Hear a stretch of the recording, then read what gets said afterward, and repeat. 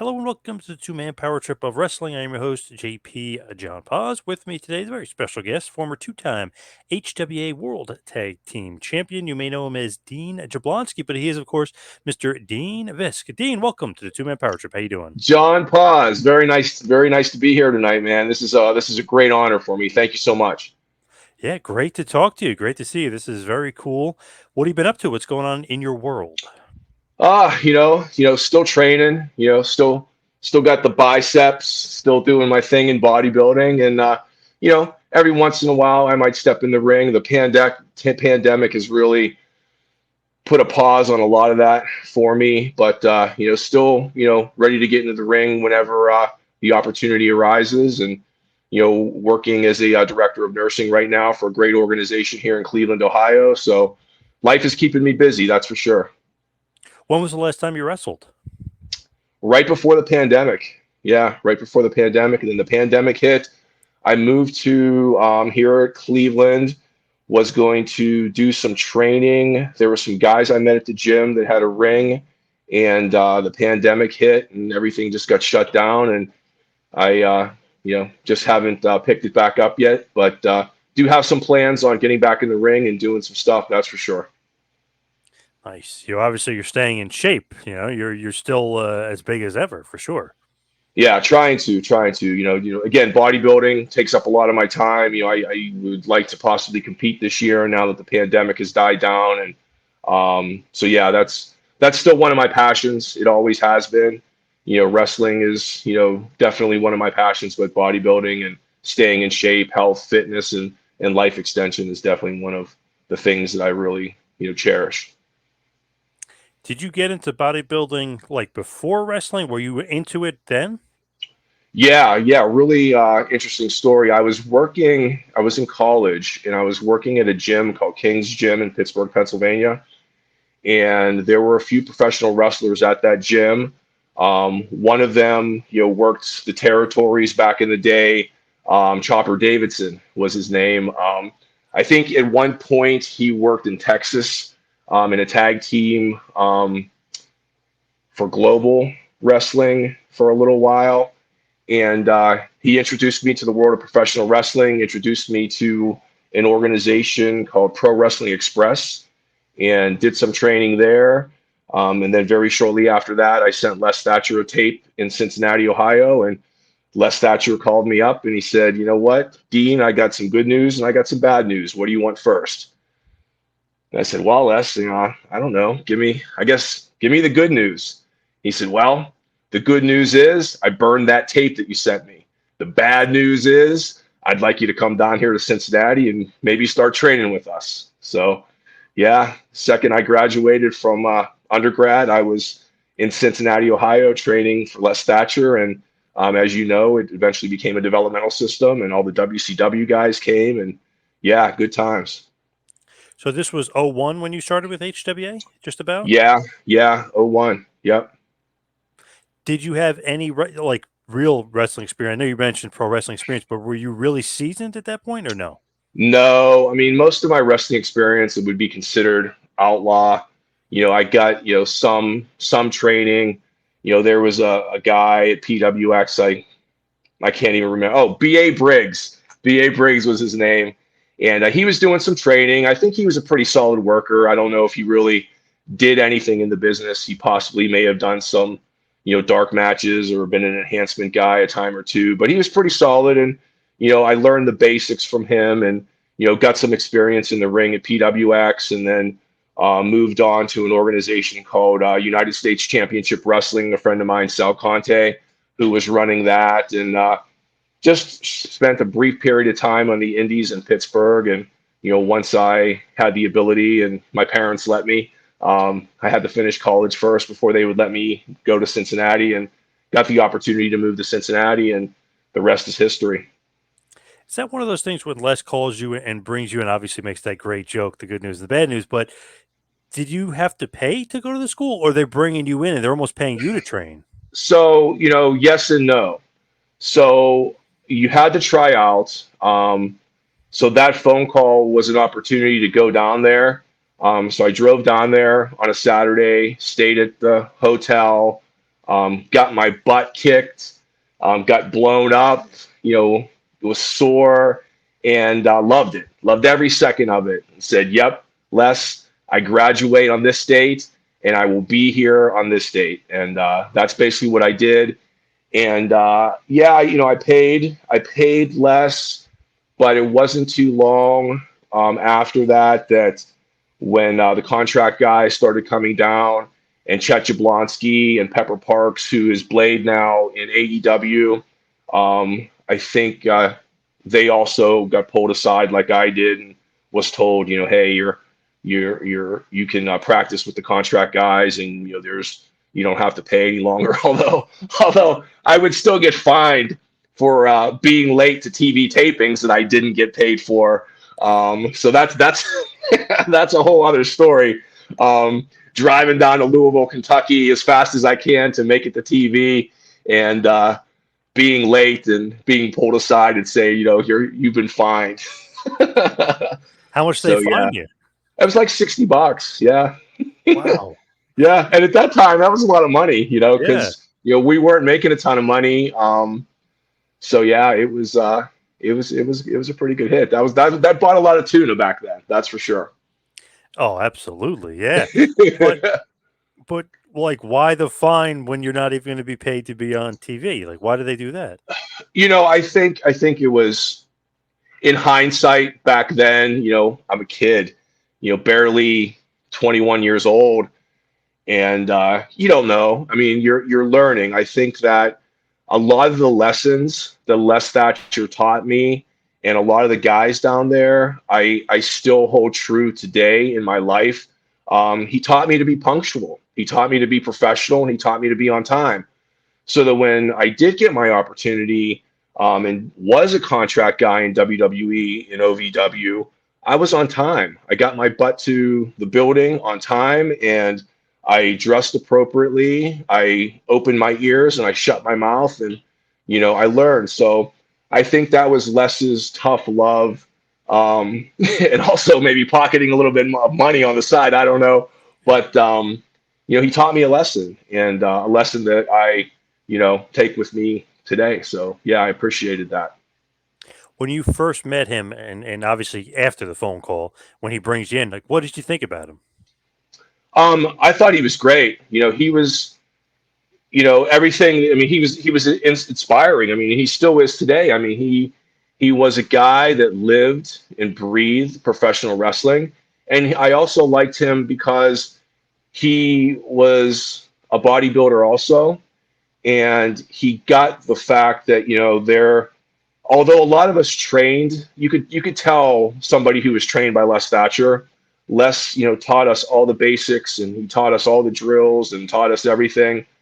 But I think he also, especially towards the end of his training tenure in the HWA, he taught us to our strengths.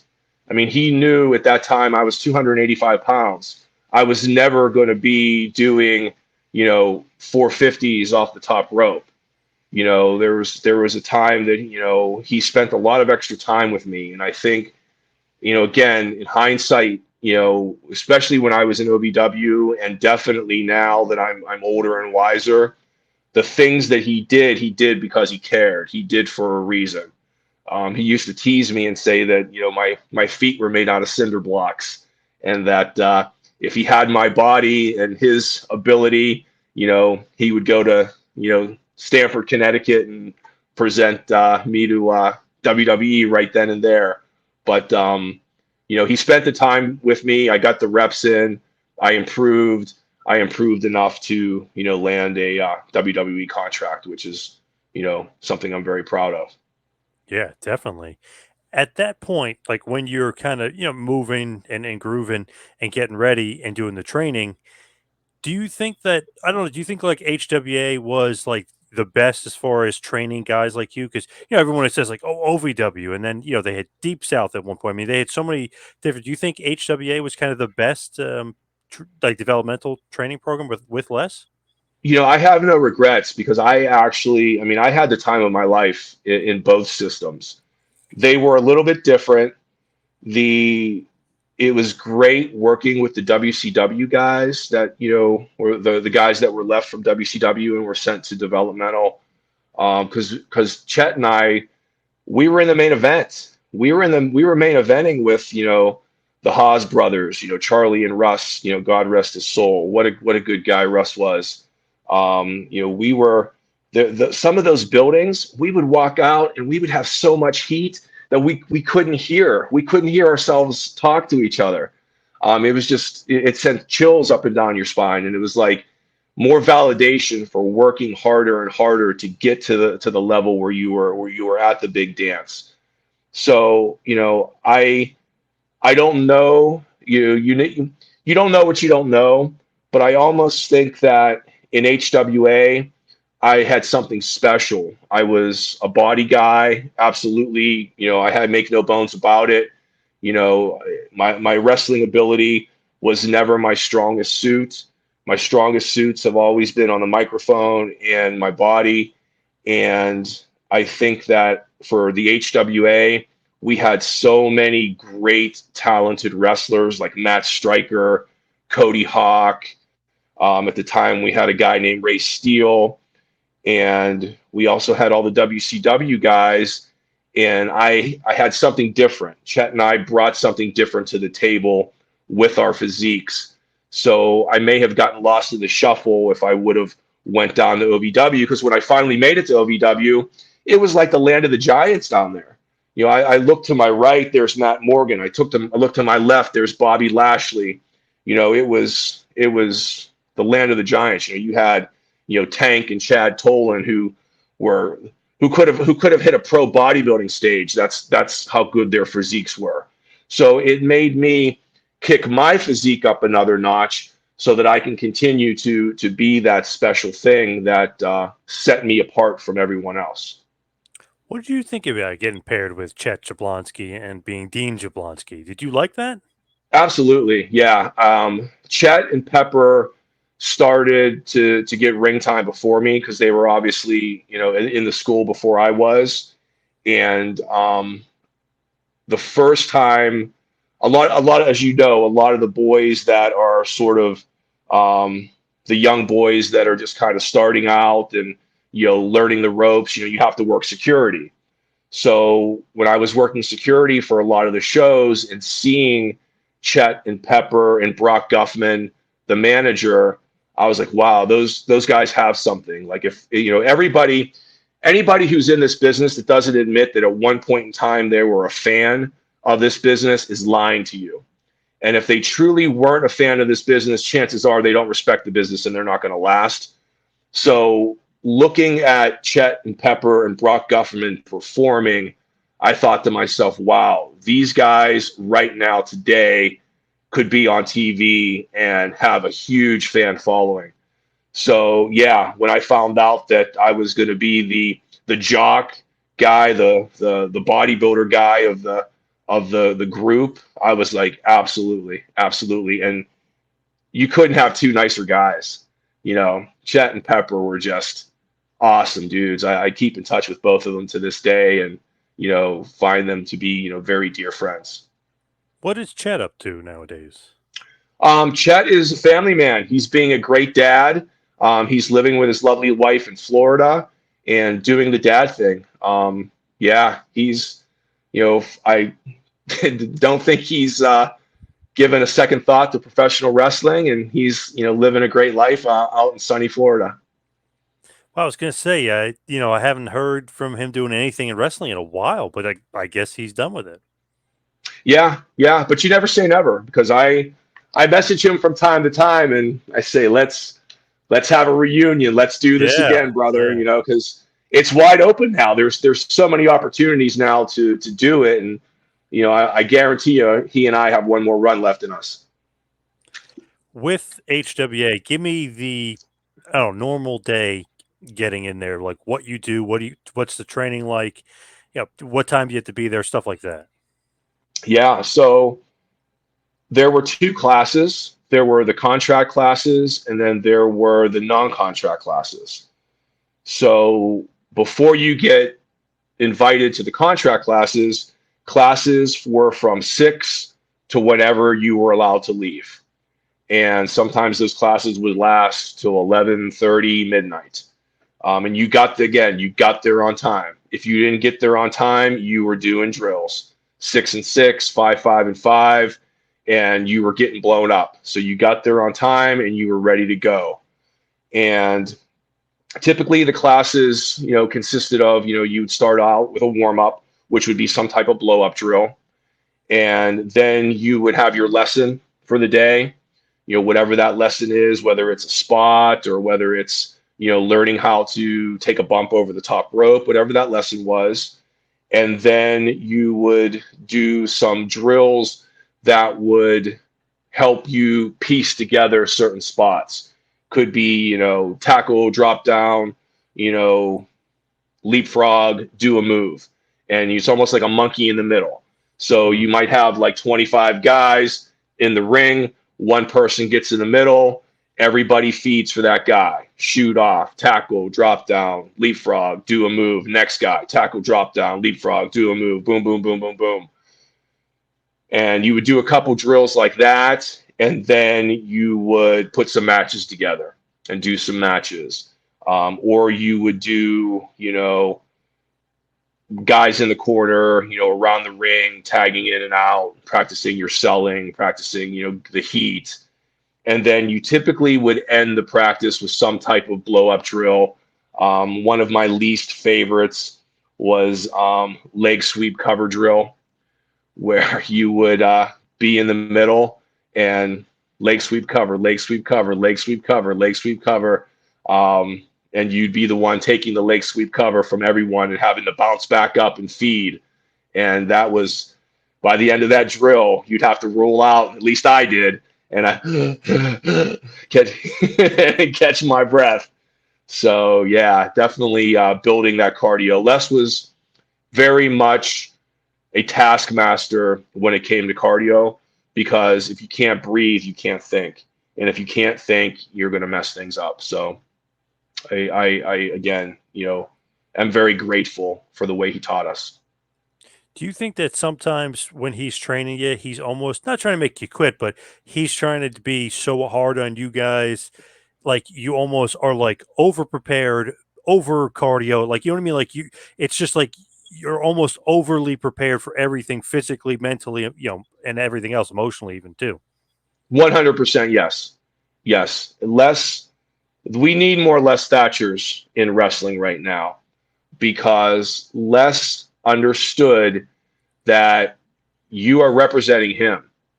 If you go and do a dark match for WWE, or even if you are permitted to go to another indie show or territory, you are known as one of Les Thatcher's guys. And that's a double-edged sword. That can get you into places and can open doors for you, and has for me. But there's also an expectation of the level that you're going to perform at. And you don't want to embarrass Les, and Les prepared you so that you didn't get embarrassed. When I was younger, I would think to myself and say things like, oh, Les should have, put me and Chet up, to have contracts way longer, or Chet and I should have been in Puerto Rico or in Europe or Japan, long before, we had those types of opportunities. But then when I know now that I wasn't thinking straight, I wasn't thinking right, that wasn't truly the case. I really, truly wasn't ready. And by the time I got to OVW, I remember I did reach out to Les and thank him for what he taught me, because I don't think I would have had the maturity, in 01, 02, 03 to handle the pressure of being a contract guy for the WWE. When you look at that and Les is doing that, I remember there's a story about Triple H, because he's a Killer Kowalski guy. He leaves WWE, goes to WWF. They find out he's a Killer Kowalski guy. They love it, because he has so much respect. It's kind of like the same thing. It's like, wow, you obviously he has to back it up, but it's like, oh Yeah. wow, you're a Killer Kowalski guy, really? Like, you know what I mean? It curries some favor, but then there's a little bit of pressure added to it as well. 100%. And it's up to you to perform to that level. Like, being a Killer Kowalski guy or being a Les Thatcher guy might get you an opportunity, but if you don't perform and they find out, this guy's a jabroni, then you're done. And that's why Les was very particular about putting certain guys out there. And when Les did give his stamp of approval, I remember having dinner at Texas Roadhouse with Les the day before I left for Louisville, Kentucky to begin my journey in WWE. And when he finally says, you're ready, then you're ready. So it means a lot. When you look back at HWA and all the WCW guys come in, is that like, oh my God, there's too many guys now? Like that's going to ruin, kind of maybe my spot or maybe push everybody back. Did you think there's almost like, wow, there's too much of an influx of talent at this point when they bring in all the WCW guys? At first I thought that, but here's the interesting thing. Even though the WCW guys were piling in, and we had the who's who. Haku was there, Johnny the Bull. Wow. 3 counts. We had Evan Courageous and Shannon Moore. There was, Jimmy Yang, right? Mike Sanders, Jimmy Yang, O'Hare. There was, so many superstars that were there. But the really cool thing, for the longest time, Chet and I were in the mix. We were wrestling all those guys, and we were getting over.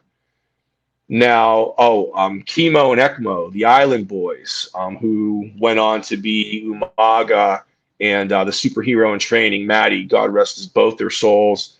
Matty, I can tell you a story of how kind Matty was. My first time in a WWE locker room, he was the only one that acknowledged me. So I, think the world of that guy. But it was a situation where we were right there with them, and we were main eventing right there with them, and we still had the HWA tag team champions. Now, I can't confirm this, but I heard through the grapevine back then, there was a situation where one of the WWE contract guys found out that the non-contract guys were getting paid, and we weren't getting paid that much. It might have been $35 or $50, a show.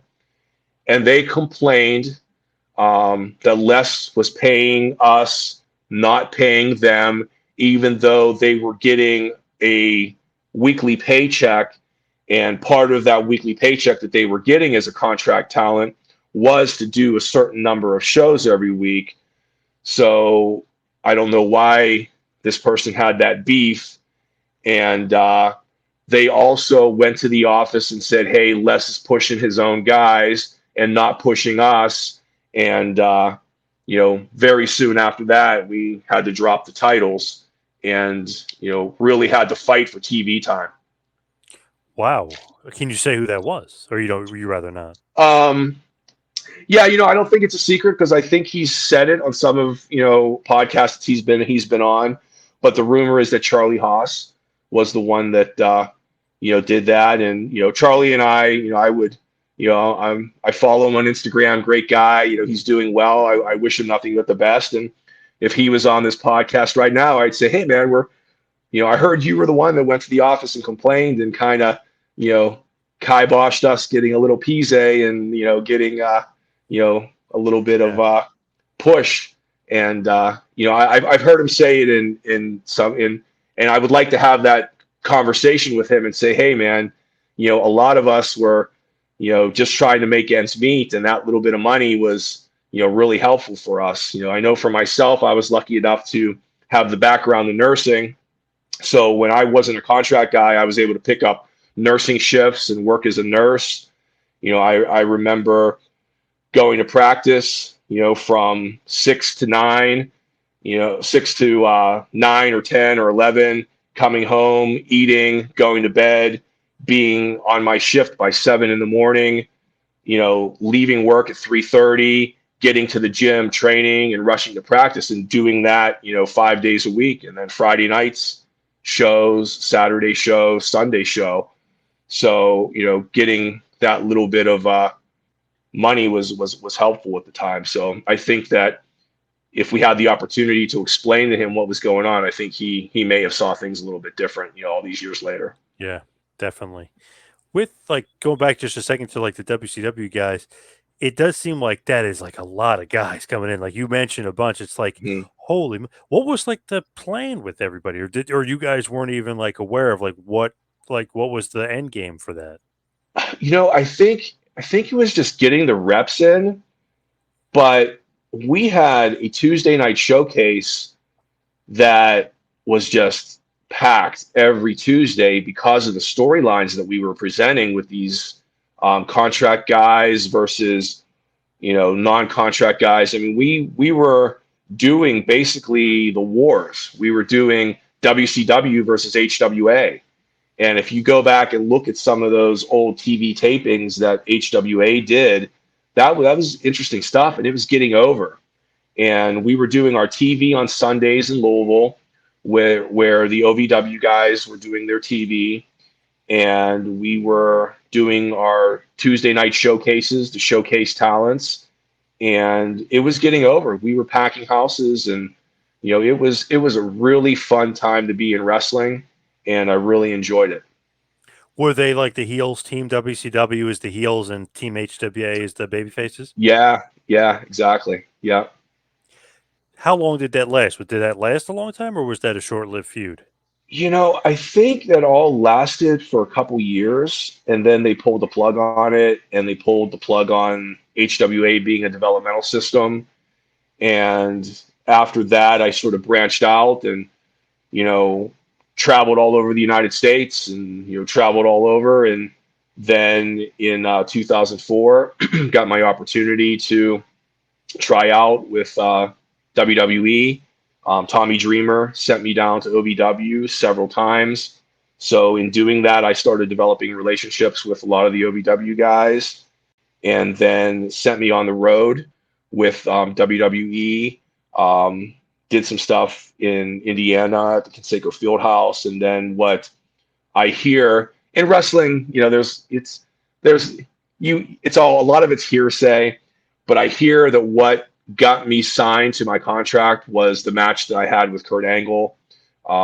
They liked how I sold for them. They liked my facials. They like how but at that time I was experienced.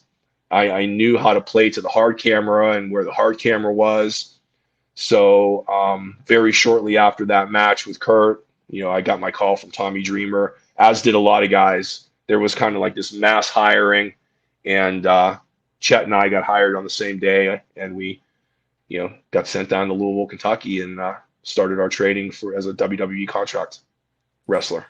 So I remember very vividly the Kurt Angle Invitational when he used to do that all the Mhm. time. Yeah, Obviously, like you mentioned, you were one of the opponents. How did you yeah. just get picked for that? Like, did that just Dreamer saying, "Hey, you should take this spot," or like, how does that come about? That was so interesting because when you go there for a tryout, you get to wrestle in the ring in the afternoon, like around 1 o'clock. They let everybody know, hey, get down to the ring, and you get a chance to have matches. And I remember talking to Shane McMahon. I remember pulling Shane McMahon aside. I said, hey, very nice to meet you. Hey, can I talk to you for a second? And he was so nice. And I'm nobody. I'm this big jabroni, basically.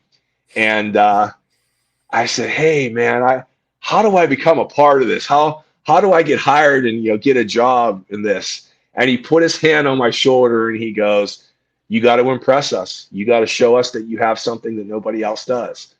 So that kind of reinvigorated me, and I got in the ring and I sold my ass off, and you know uh, did what I was supposed to do. And I was actually that night supposed to do a match. It was me and Shad Gaspard, God rest his soul, such a great guy, Beast. It was me, Beast, and somebody else who at the time I think was from OVW at the time. We were supposed to do a handicap match with Big Show, and we were all ready to do the handicap match, with Big Show, and Fit Finley pulled me aside and said that I was going to wrestle Kurt that night. And I had known Kurt from Pittsburgh. So, I had been friends with Johnny Angle and Eric Angle, such great guys who really, taught me a lot about bodybuilding as a young bodybuilder, being, 16, 17 years old, working at King's Gym. And Kurt remembered me, and, we talked a little bit about the match, and I said, I'm all ears. And yeah, we had the match, and he liked it, I liked it, and when I got to the back, I got a standing ovation. Fit Finley and Vince McMahon were in Gorilla, and they stood up and clapped. And actually, Eddie Guerrero also was in the back and said I did a good job. And I got a funny story that I got to tell you about Eddie Guerrero. Oh, yeah. God rest his soul. Great guy. We were, Eddie actually trained in HWA for his comeback after his car accident. And I had an opportunity to get in the ring with him. He wanted to lock up with me. So I locked up with him, and he immediately just broke out of the lockup. And he goes, oh, man. He goes, you remind me of Lex Luger. And here I am, this young kid, a total mark. I'm like, oh, yeah, hey, thank you so much, Mr. Guerrero. And he goes, no, man, it's not a compliment. So, yeah, so it was really great to have some redemption, years later, Yeah. got to hit him to see a chance, to see that I actually learned how to work eventually. So, yeah, that was What great. did he mean by that, though? Like, you were a little too snug on Oh, yeah, I'm sure. Oh, I'm sure. Yeah, I'm sure I was way too snug. Yes. Yeah. Pretty cool, though, that he goes down there and he trains, a guy of his Oh, yeah. caliber, and he goes and I know he's trying to make a comeback, but it's pretty cool he does that. Absolutely. He was there for quite a while. Yeah. I believe he wrestled Matt Stryker on a couple of our shows, and yeah, it was great. There was so much talent that went through there during that time. I mean, I think that, I hear that the HWA is considered the lost developmental system, and it truly is, because there is just so many great talents that came through there. And those Pillman shows, those Brian Pillman Memorial shows were just outstanding. Yeah, what was that like? Because that's like WWF, WCW, ECW. It's like taboo to have all those, but bros, Brian Pillman Memorial shows had all those guys together wrestling on them. Absolute time of my life. Yeah, so much fun. The Pillman show that Chet and I got to work on, we were actually supposed to work with Brock Lesnar and Shelton Benjamin. At the time, they were the Minnesota Wrecking Crew. And something happened where they weren't able to make it that night. So we wound up wrestling Damaja and I forget the other guy. But had a great match, had fun. We were the HWA tag champs, and it was a packed house. It was great. Do you remember what the main event was that night? I think the one before that was Regal and Benoit. I'm not sure. I don't remember what that main event was. But I mean, the who's who were there. I mean, Edge and Christian, Candido, DDP.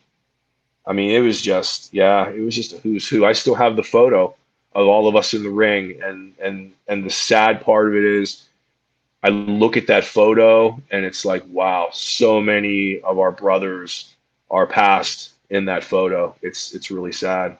Yeah, I think Edge, Christian, Hardys were in the main event. That could be. That could have been. Yeah. With Canyon and DDP, I believe. That absolutely could be. Yes. But it's crazy to think of like the talent that's on the show. I mean, those cards were like doubly stacked, triply stacked. It was nuts. Unbelievable. I know there's a gentleman, because I know he had sent me some DVDs. I know there's a gentleman who, has those DVDs available. And for any wrestling fan, those Pillman shows are just lost pieces of history. Just outstanding stuff. Man, it's crazy to think that Les is able to put all that together. You know what I mean? It's just awesome. Yeah. Well, he had a lot of help. I know that there one gentleman who's a very close friend of mine, who's like a brother to me, Bradley Scott. He was working in the office, and I know he worked very closely with Jim Ross to put a lot of that together, as well as closely with Melanie Pillman. God rest her soul as well. To get those shows to where they needed to be. I know that Bradley put in a lot of work as well. When you look back and kind of was saying like full circle with Eddie thinking you're, bad version of Luger almost, and Yeah, it's like yeah, then he's congratulating you backstage. Do you think there was yeah. almost like a tryout match? Like I know you're technically like in like Flynn kind of thing where it's like you're on TV, but it was almost like let's see how he does. We love this guy, but if he passes this test, we love him even more kind of thing. Like then he's definitely in. It was 100% a tryout match. Yes, yes. Did you know that going in? Was there like a tremendous amount of pressure on you? You didn't even think about it. I didn't even think about it. I just thought, you know what? I'm getting this opportunity. I am going to get pumped up, and I am going to, one, have fun, because I think that's when I perform the best. When I am just like, you know what? I am going to have a good time. Professional wrestling is fun. There's no pressure here. I know that Kurt's going to take care of me. All I got to do is listen.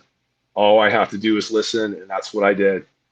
I feel like Angle was almost used as like a tryout guy a few times because I remember the other Mad Striker, the teacher from New York. He had one of those in Philly. I know he kind of gets killed, but like people knew who he was and were kind of interested in him. But that almost like helped him get in. I remember Yep, Tatanka, right? Didn't Tatanka have a comeback match against yep, Kurt Angle? It was almost like yeah. Kurt was like the measuring stick. Yeah, that angle challenge. I think a lot of guys got signed out of that angle challenge. Yeah, including myself. So, how many other WWE like TV matches did you have? Was that one of the only ones you had, or did you have more? So I did a ton of dark match stuff, but not a ton of ring time TV stuff. Chet and I would go up and do extra stuff. One of the things that stands out in my mind is actually Chet and I were the security guys. If you go back and watch when Matt Hardy and Edge were having the feud over Lita, and it was the shoot feud, Yeah. and I remember them dressing Chet and I up in the security outfits, and they did stuff with our hair. We went back, and the person that was doing hair at that time did our hair up so that we didn't look like wrestlers, because at that time my hair was all shaggy. I looked like a caveman. And I remember her kind of, giving me little snips and slicking it back. And they pulled us aside and they said, "Hey guys, this is going to be a shoot. It's going to be a shoot. Pull apart. Be prepared to go, and you better pull them apart." So I'm like, "Okay, sweet." So I'm taping up my wrists and I'm ready to go. And I get into gorilla position with Chet. Triple H is in gorilla, stands up, points at me, and says, "Tonight you're not a wrestler, you're a security guard."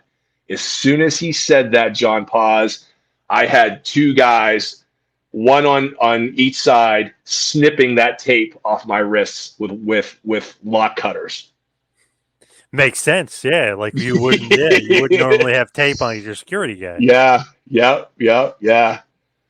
Yeah, that was fun. That was a fun night. So we did stuff like that, and lots of OVW TV, obviously, and yeah, it was good times. That OVW group, just like the HWA group, though, in comparison, they were very different. Like the OVW locker room was just one. It was definitely the who's who, but everybody just so there was no cutthroat, no nothing.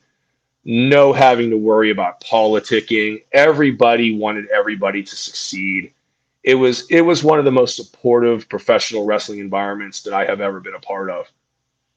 Was Jim Cornette in charge at that point? At first, yeah, when I first got down there, Jim Cornette was in charge, and I love Jim Cornette. You know, here's how dedicated Jim Cornette was to the business and to OVW. Jim Cornette came to every OVW house show. Didn't matter where it was, whether it was a flea market, whether it was a high school. Jim Cornette was at every show, and everybody after their match got feedback about their match. I mean, I was there the night he slapped Santino. Jim Cornette is just a passionate dude who loves the business and just wants everybody to respect the business as much as he does. What was that all about, that slap? Was it really just because Santino was laughing about the boogeyman? Well, so again, I was there. I was watching the monitor. So the boogeyman is supposed to be the boogeyman, and he was the boogeyman. Marty is, when he dons that paint, he is the boogeyman. It's freaky. Yeah, it's not funny. It's freaky. Yeah. Yeah, yeah. And so he was getting a push. Marty was getting a push as this monster. And the deal was, after he did his thing, he was going to go out the back door. Well, Santino was like in the front row by the back door, and the whole crowd were like shoot scared. Like everybody that was in the crowd that night was shoot afraid that the boogeyman was going to spit on him or whatever. Who knows? Because he's the boogeyman, right? And Santino just stood there, and Santino's a good dude, and I love Santino. And but in Santino's defense, he was green as grass. I think he had just got there not long, before that. Had probably not much, knowledge of what he was supposed to do, and he didn't react like Jim, expected him to act, especially being, in one of the classes. And just got back there and just ripped him a new one. And I think that, Santino may have continued to smile or smirk, and Jimmy slapped that smirk off his face. I think he slapped him a couple times. Wow. Like, we were all like, wow, oof. So. Yeah, that's a very infamous story, of course, with those two. But it's funny because it's like all based around like the boogeyman, and you know what I mean. Like it's not really necessarily Santino's character, but it was all based on the boogeyman and his reaction to the boogeyman. Yeah, exactly, and to no fault of either one of them. And the funny part about that really is, back then in professional wrestling, it wasn't unheard of that you solve a problem by slapping another guy in his face. That's just kind of the way it was. If I did something, very egregious, you might get a slap. It's not gonna injure you. It might hurt your pride a little bit, but Santino's a tough guy. He's a MMA artist. He could have dropped Jimmy at any moment, but out of respect, he didn't. So I'm not sure how it got made as big of a deal as it was. I mean, obviously today that's a big no-no. That wouldn't happen.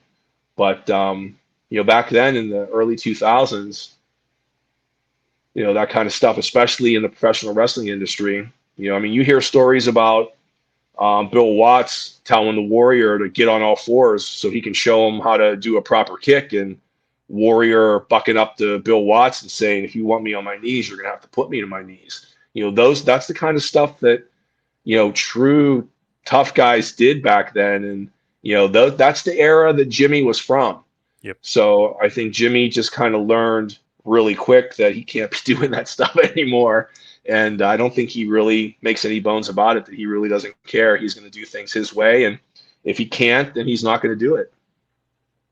So he wasn't there the whole run for you at OVW? Heyman comes in at No, yeah. Shortly after the incident, the slapping incident, Heyman came down. And I also really like Paul Heyman. Paul Heyman was one of the first guys to pull me aside and say, here's why you're here.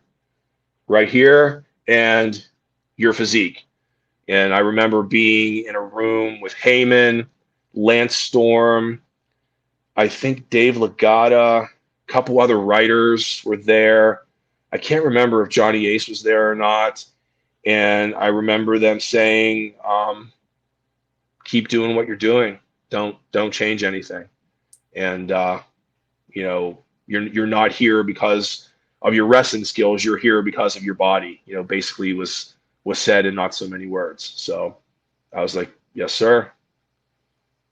What did you think about that? Do you think that's a good thing though, because they're all given that, and like Vince is known as a body guy, so is that just a positive thought on your part as far as moving up and Oh moving yeah, up the ladder? absolutely, absolutely. I mean, I had very clear directions to cut promos, Ultimate Warrior esque, which what why I had the cooler gimmick and cut those crazy screaming promos, and to wrestle like Mad Dog Bus Sawyer, because Mad Dog Bus Sawyer could work, but he wasn't doing flips and flops and all that stuff. So that was my marching orders, and the office would send me tapes. I was getting tapes of Buzz Sawyer and tapes of Warrior promos, and everything was going really, really well. I was getting really great um, evaluations from Ricky Steamboat. Arn Anderson came down. I got a good review from him. And then one day, Ted DiBiase came down, and that didn't go so well. He didn't like my style very much. Really? Why not? So Ted DiBiase came down as one of the agents. Johnny Ace was there. A lot of the guys, they would come down every once in a while to evaluate us. And I did my promo, did my match, and then after it was all over, Ted cut a promo right in front of all the boys and all the girls, and said, and he pointed right to me. He said, "And you, kid, you need to find another hero. The Ultimate Warrior would have been nothing without guys like me." And he rattled off a bunch of names and just went on this tirade on how the Warrior couldn't work and how the Warrior was, just the body and blah, blah, blah. And I mean, I'm thinking to myself, well, I'm just doing what I'm told. And, it was one of those things that, Al Snow, who, is a great guy, learned a lot from Al during my time in OVW. And he always taught us to draw money. The key is drawing money. Getting TV time is valuable, and to be given TV time is an honor. And when you're given TV time, you must use it to draw money. So again, I raised my hand and I said, "Sir, but didn't the Ultimate Warrior draw money?" And that was not the right that was not the right thing to say. Yeah, I can believe that. Yeah. And I did all the house shows. I actually wrestled CM Punk that Saturday house show in one of the buildings that we were working out of. And I got a call on Monday morning right before practice from Tommy Dreamer, and he asked me what happened. And I said, "I'm not sure. What do you mean? What happened?" And he said, "Well, I got in the report that you were disrespectful to legends, and unfortunately, I gotta release you." He said that, but don't worry. He goes, "I've been released 3 different times and hired back, and the last time they released me, they took all my ideas." So there was a possibility that he was going to send me to Puerto Rico. But at that point, it was like, nah, I came here to be in WWE. I'm not gonna play that game. And just took some time and reevaluated things and decided that I would go to graduate school and get my master's degree in nursing. And I did that. And while I was doing that, I went back to Cincinnati and wrestled here and there, and still enjoyed professional wrestling on the indie scene, but went back to school and got my master's degree, and have been enjoying the fruits of that ever since. And yeah, it's been good.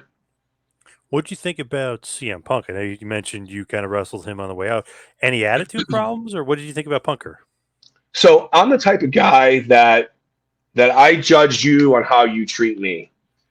And I have to say, CM Punk was one of the nicest guys, so respectful. He and I would talk about training and diet, um, because, he loves training. He loves working out. He loves, diet and doing what needs to be done to build his body. And I got along just fine with CM Punk and really liked CM Punk. And CM Punk, again, this is just my opinion. CM Punk is also one of those guys that has such a passion for his art, for his trade, and those that don't have that same passion, that same desire, that he may feel might be sort of disrespecting it or disrespecting him. I think he takes that personally, very similar to Jimmy Cornette. And yeah, I have not a bad word to say about CM Punk. He was a good dude, really good dude. I would text him, from time to time, after I got released, and say things like, "Yeah, I'll be back. I'm making a comeback." And he was a good dude. I really like CM Punk. With him down in OVW, I don't know if it's true or not, but there was a Tony Atlas story where him and Tony Atlas kind of got into it, almost like you and DiBiase a little bit, where there's, oh, you're Mhm. disrespectful. Is there any truth to that? Were you there at that point? You might have been there. I wasn't there, Okay. but from what I understand, that did go down. And one, knowing Tony Atlas, and two, knowing CM Punk, I could see how they could have, butted heads a little bit Right. like that. And I could see CM Punk being like, well, wait a second, I'm the ECW champion. You know, I'm not I'm not one of these guys in the beginner classes. I've been here now for however many years he was there at that point. He's already on TV, and here's somebody who's a legend that he looks up to, like Tony Atlas, who's been there, done that, been everywhere, been around the world, and then some, and back again, not even taking the time to understand why he's doing what he's doing. And that's something that he's been doing on TV, and it's getting over. And again, drawing money. I could see where CM Punk could have said something that could have been taken the wrong way. Like, hey, have you even watched my show, is what I heard he said. And again, the legends sometimes don't appreciate when, the newer guys speak up for themselves. I think that's changed a little bit now, in the business, but yeah, back then that was a big no-no. I've always heard he was kind of offended a little bit by Atlas, like almost didn't know who he was, but yet he's on TV. So shouldn't Atlas kind of know who he is? Like one of those kind of deals. Yeah, and absolutely, because here's the thing that probably CM Punk was used to. Most of those guys that came down there, like Ricky Steamboat, Dean Malenko, Arn Anderson, all those guys came down to evaluate us, but part of their homework was to know what we've been doing. Right. So for, again, I wasn't there. I don't know the circumstances. I don't know if Tony was just thrown in there, but shouldn't part of his job to evaluate those guys, or at least before he would do it in an open forum in front of all the other boys and the girls that are down there, to at least know that he's already a major star Yep. on one of their TV shows, you know? You would think, you would hope. Yeah, definitely. Yeah, exactly. So when you kind of like left the business for a while and then kind of came back to HWA, is that when you and Moxley kind of crossed paths or no? So I knew Moxley before I even got signed to OVW and WWE. Moxley was doing a lot of training down there, and he was in a tag team with a great guy, Buffalo, and they were getting over in the HWA. And then, yeah, and then around 2007, when I left WWE and started doing the indies again, I ran into Moxley again, and yeah, and he was on the shows, and I could tell how much he's improved. Just like we called him Ricker. Who is he in WWE now? Eli Drake, Yeah, aka Eli LA Drake. Knight, aka Matt Yeah, yeah, Dupree. yeah, Yeah, yeah. He yeah. was in HWA too, and at that time you could tell how good he was getting as well. So you could tell that both those guys at that point were going to go on to bigger and better things. Another guy from that, not real that time period, you probably known him from well before that time period, that should have made it but didn't, was Nigel McGuinness. I know he had a great career in ROH, but and a small run in TNA, but injuries and other things happened. But man, he should have been much more than an announcer for WWE. He should have been. I mean, he was awesome. Absolutely, yeah. He's one of those guys that could have been the next, Dean Malenko, or, I know it's taboo to say Chris Benoit, but he Nigel McGuinness was a worker to that level, and yeah, Nigel's another one. It's a good dude. He was there. He was going back and forth from England to the United States, trying to keep his visa active while he was going to wrestling school. And yeah, he's another one that just good quality people, man. Guys like him, and Cody Hawk, who is gained some fame and notoriety for his ability to train stars. He had a hand in both Moxley and Eli Drake's training, and he's just good guys. It's really good to see guys that I came up with in the business still in the business, active in the business, and being successful. Their hard work is finally paying off. As we hit the wind down here, we'll head towards the finish. Who are some of like your favorite opponents, or some of the favorite guys you worked with, or just some all around great guys that you worked with in the business? I used to love working with the Island Boys. I used to love working with Umaga and Ekmo, because they were so challenging, because they were big guys, and it wasn't often that the other guy in the ring was bigger than me. So I used to love those matches. I used to love. There was a funny story where um, I had covered Umaga at the time he was ECMO, and Chet was supposed to make the save, but actually Chemo Maddie kicked ECMO right in the balls, and he thought that it was Chet. So we got in the back, and he was so mad. He was like, he wanted to fight, and Maddie was like, "Dude, I was the one that kicked you in the balls." So yeah, loved working with those guys. Loved working alongside of guys like Ken Doan. All those guys in OVW were just so easy. They were just so good. Elijah Burke. I remember having like a 30-minute match with Elijah Burke in some high school somewhere, and it was so easy. He took care of me so well. Um, Man, those this just Gunnar Scott, good guys. I remember having a match with him Where's in he front been? of I was friends with him on Facebook for a little while, and then he disappeared. I'm not sure what he's doing. I know he's also a family man.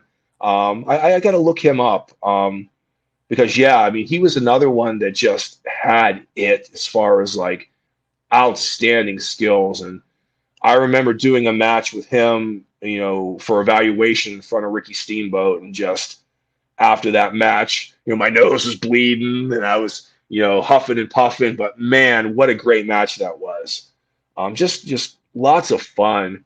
Um, Always love to work guys like Cody Hawk, who just have been in the business for so long that they're just on cruise control. They can give you a good match with their eyes closed and half asleep while they're eating a sandwich. It's just outstanding. So yeah, those are the. And as far as like tag teams, I had some of the funnest times in my life with Brian Danovich, the guy who wound up getting a contract in Tough Enough, and he wrestled as Brian Carlucci. Some of my funnest times in wrestling were with that guy. We would just wrestle all over the United States. We would wrestle in Cincinnati on a Friday night, come home, get something to eat, and at midnight get in the car and drive to Wildwood, New Jersey for a show on the beach on a Saturday afternoon. wrestle, get our payday, eat on the boardwalk, get back in the car, and drive back to Cincinnati. So just fun times, man. Some of I could write a book, with some of the stories and some of the things that I've experienced in professional wrestling. So nothing but positive experiences in professional wrestling. Hey, I love Wildwood too. That's Yeah, man. not too far from me. I used to go there all the time. Love Wildwood. Oh yeah. Jersey Shore is a national treasure. It is it's a best kept secret. Ocean City, New Jersey. We go with my family every year, and we hit Wildwood and Atlantic City, and just so much fun. Good stuff there. What do you got coming up next? What's next for you? So again, training. Thinking about doing some of the bodybuilding shows for the spring season in 2023. Possibly the Derby Fest in Louisville, Kentucky, and possibly the Mr. Pittsburgh in Pittsburgh, Pennsylvania. And yeah, you never know. I might. The boots are always within reach. So you never know. Never say never. And I would love to go back to OVW because I hear they're doing great things in OVW. So if I ever get back to the Cincinnati area, I would definitely hit up Al Snow and see if he needs a cooler on his roster. There you go. Nice. I like that. Where can everybody find you, social media and otherwise, if they want to reach out and see what you're up to? Yeah, absolutely. So the best place to do my social media is Instagram at Dean Visk, Dean Jablonski. Facebook is more for close friends and family, so I don't really do a lot on Facebook. But Instagram is the main place where they can find me. All right, Dean. Awesome stuff. Got to have you back on again. Go a Yeah, little bit absolutely. deeper. Get some more stories out of you from your developmental Absolutely. past. Yeah, for Got sure. a ton of them. What's really cool is I've done both sides. I've done non-contract and contract, and so I have a good understanding of both perspectives. Yes. So keep in mind, we got to bring you back for Absolutely. But Dean, thank you so Absolutely. much Thank for you. all the time. Yep, I appreciate it. Thank you. Great time. Thank you so much.